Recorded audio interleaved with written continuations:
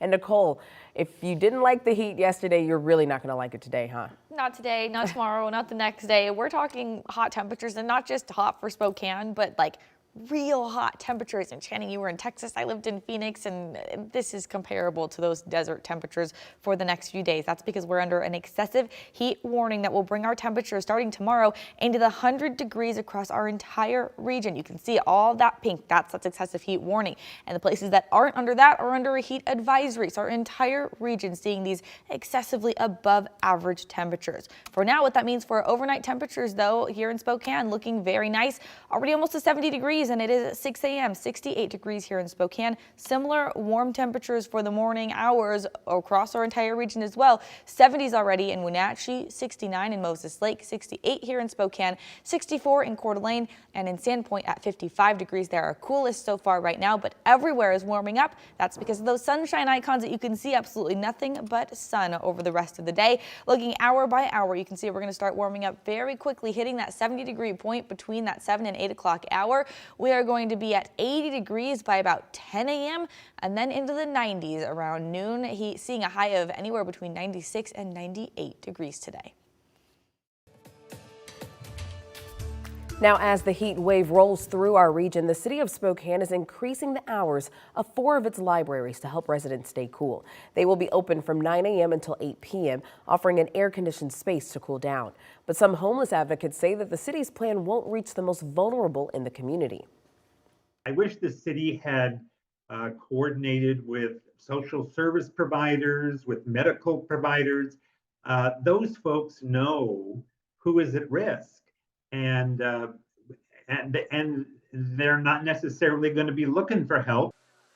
Barry Bearfield with the Spokane Homeless Coalition says last year's plan for cooling shelters included a document listing cooling resources available and even transportation to those facilities. But this year, he says, the list is short. Now, of course, this excessive heat also means that some outdoor events will be canceled. So today, Spokane Riverfront Eats is canceled, and tomorrow, the Kendall Yards Night Market is also canceled. Now, both events will be back next week after the heat comes down just a little. We will continue to monitor other outdoor events happening across the Inland Northwest, and we'll update you if there are any more cancellations this week. Now, another thing that we'll be keeping an eye on is the Sky Ride at Spokane's Riverfront Park. A spokesperson with the city's Parks and Recreation Department tells us that when any cabin reaches 100 degrees inside, the ride shuts down. And that means operators stop loading in new passengers and they cycle through those that are already on the ride. Cabin thermometers have been upgraded and operators monitor them regularly throughout the day.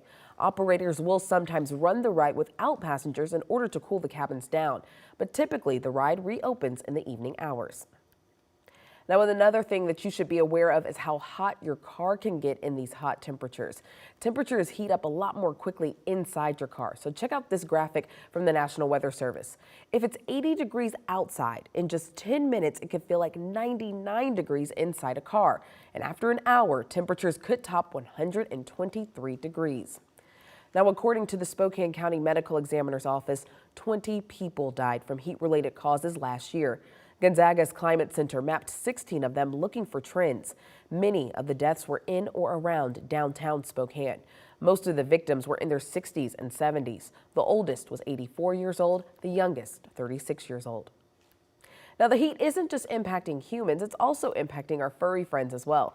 KREM 2's Malia Kamal actually spoke to a veterinarian, and she's joining us now this morning with more on how we can keep our pets safe in all of this heat. Good morning, Malia.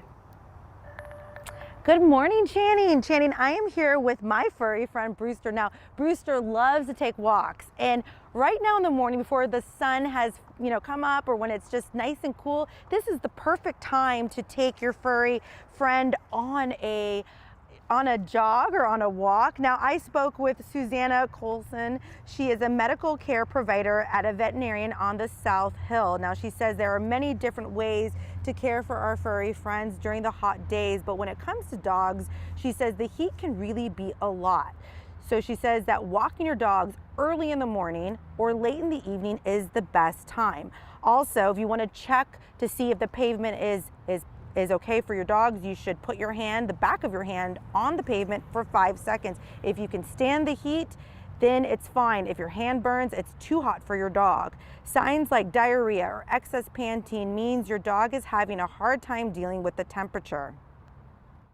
If your pet does have heat stroke, I mean, they're lying flat on the ground and they're just panting excessively, maybe they're not even, they might look a little glazed over, just they're not 100% cognizant of you, you definitely want to get cold water on them. Now, if your dog gets too hot, they can start having seizures. So she says it's really important to monitor their behavior after a walk. She says she also doesn't recommend using dog booties because it can be hard for your dog to actually walk. Now, of course, if you have any concerns, you should always consult your veterinarian. In Spokane, Malia Kamal, KREM 2 News.